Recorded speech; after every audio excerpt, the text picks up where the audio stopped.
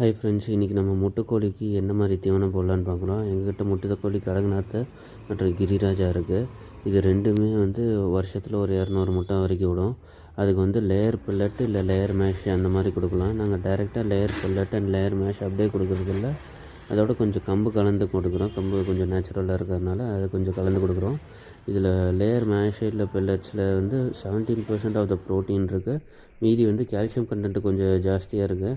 அதனால் அந்த முட்டையோட ஓடு கொஞ்சம் கொலன்னு இல்லாத, இல்லை முட்டை சைஸ் சின்னதாக இல்லாத, ஓரளவு நார்மலாக இருக்கிறதுக்கு அது நல்லா யூஸாக இருக்குது. இது முட்டை விட்ற கோழிக்கு மட்டும் கொடுக்காத, நம்ம காடை, அது இல்லாத டொமஸ்டிக் பேர்ட்ஸு, கீஸ் அந்த மாதிரி எல்லாத்துக்குமே கொடுக்கலாம். ஒரு அடல்ட் கோழி 115லேருந்து 125 கிராம் ஆஃப் லேயர் பெல்லட் இல்லை மற்ற ஃபீடு ஒரு நாளைக்கு கன்சியூம் பண்ணும்.